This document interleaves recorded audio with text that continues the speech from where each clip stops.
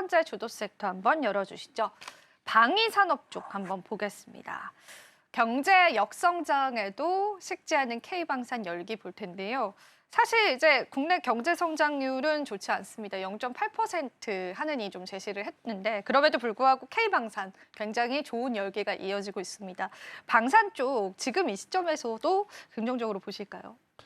전체적으로 봤을 때는 대장주들은 지금 이제 약간 좀 조정을 받는 것 같지만은 그 뒤를 이어가지고 소부장들 특히 이제 거기에 관련돼 있는 그동안에 이제 하나시스템이라든가 카이 즉 항공우주라든가 이런 분야 이런 회사들하고 연결되어 있는 그런 회사들 그다음에 유지 보수 관련해 가지고 어느 정도 매출이 나오는 이런 종목들 같은 경우는 아직까지도 꾸준하게 갈 수 있고 그다음에 오히려 더 치고 올라갈 수 있는 여지가 있는 종목들이 지금 보이고 있다라는 것을 보시면 되겠습니다.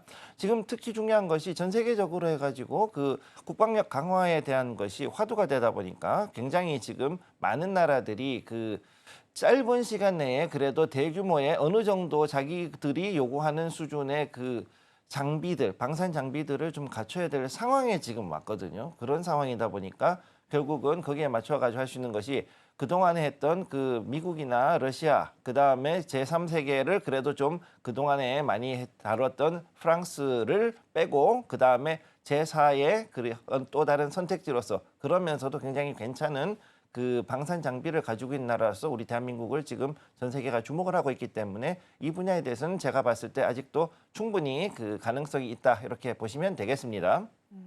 세계 방산 전시회이죠. 이 마덱스 2025 역대 최대 규모로 개막을 했습니다. 관전 포인트 좀 짚어볼 수 있을까요?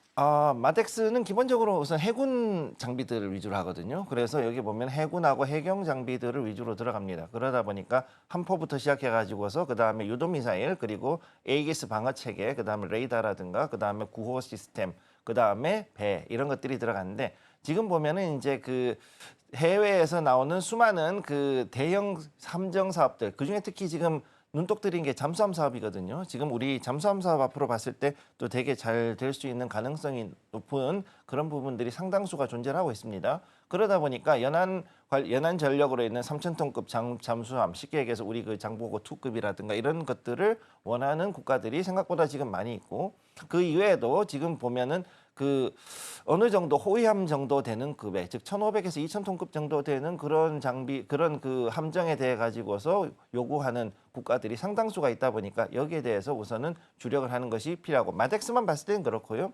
그 이외에도 그 우리나라에서 하는 서울 에어쇼라든가 이런 것들로 봤을 때는 앞으로 이제 그 FA50 우리가 알고 있는 골든 이글 있죠. 이거는 아주 그 엄청나게 많은 수요가 발생할 것으로 보고 있는데 왜 그러냐면은 그동안에 우리가 이제 써왔던 그 서방 세계라든가 이런 데서 많이 써왔던 게 이제 F5 즉 타이거 2를 많이 썼습니다. 근데 이게 거의 50년 다 돼가죠. 그리고 우리나라에서는 사실상 이제 거의 퇴출되는 그런 장비들이고 그리고 이제 FA50으로 대체를 하고 있는데 이 FA50이 지금 봤을 때 현재 시점에서는 가격 대비해서 성능이 굉장히 좋아요. 그래서 그런 부분으로 봤을 때 충분히 올라갈 수 있다. 이렇게 보시면 되겠습니다. 관전 포인트 좀 짚어보면서요. 시장의 흐름들도 좀 같이 예측을 해봤습니다. 사실 최근에 방산주들이 다시 주목을 받았던 건 이제 우리가 또 나토의 국방비 증액과 또 유럽 쪽의 움직임들 때문이었습니다.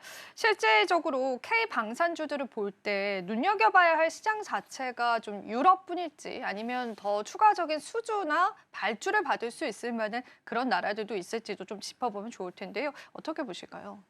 제가 볼 때는 그 단순하게 나토 국가 회원국들만 있는 것이 아니라 물론 이제 그게 주가 되긴 하는데 그 이외에 제3세계 국가들 중에서도 의외로 많이 찾습니다. 특히 이제 재밌는 것이 필리핀 같은 경우 대표적인 예를 볼 수 있는데 골든 이글 들고 갔는 13대 들고 갔는데 아주 마음에 들어서 좀 더 추가적으로 사겠다 이런 부분도 있고 그다음 뭐 또 다른 그 여러 가지 함정이라든가 그 이런 것들도 아주 적극적으로 사고 있습니다. 그다음에 폴란드 같은 경우에는 이미 그 K2 전차 가져간 건 이미 뉴스가 나와 있어서 아실 것이고 그 이외에 K9 자주포라든가 여러 가지 그 중요한 그 육상 장비들 특히 기갑 장비 부문에서 또 우리가 어느 정도 또 매출을 나올 수 있는 부분이 있기 때문에 이런 것들을 좀 더 지켜보실 필요가 있겠습니다.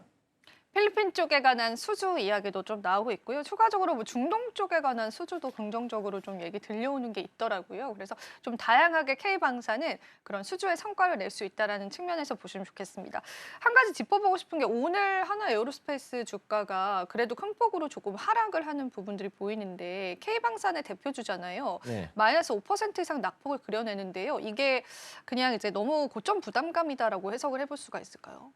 제가 볼 때는 우선은 고점 부담감이 맞는 것 같고요. 첫 번째는. 그다음에 두 번째는 뭐냐면 회사 이름과는 다르게 육해공 장비를 다 생산합니다. 여기가. 그러다 보니까 여기에 대해서 어느 정도는 이제 그 K9 자주포라든가 아니면은 그 전차에 관련돼 있는 부분들. 전차는 이제 보통 로템하고 갈라서 이제 얘기를 합니다만. 그래서 그 부분에 대한 것들이 이제는 어느 정도 고점으로 가지 않았는가 그렇게 이제 봐서 조금 쉬어가는 분위기다라고 볼 수 있는데 앞으로 여기에서 이제 조금 더 조정을 받고 한 번 더 올라갈 수 있는 모멘텀이 있다고 보기 때문에 조금은 기다리시고 매수 포인트를 잡는 게 좋지 않을까 이렇게 보고 있습니다. 방산주들에 관한 전반적인 시장의 동향들과 추가적인 모멘텀들 같이 한번 체크를 해봤습니다. 자, 그러면은 전문가님의 선호주 이야기도 좀 들어보면 좋을 텐데요. 일단 어떤 기업을 오늘 최선호 기업으로 가지고 오셨는지 보시면서요. 저희가 구체적인 투자 전략 잡아보겠습니다. 오늘의 최선호 기업은 어떤 기업일까요? 오늘의 최선호 기업은 조금 시가총액이 작으면서도 그러면서 앞으로 좀 발전 가능성이 높은 종목인데 퍼스텍을 들고 왔습니다. 자, 퍼스텍 같은 경우에 이제 그 후성그룹의 계열사라고 보시면 되고요.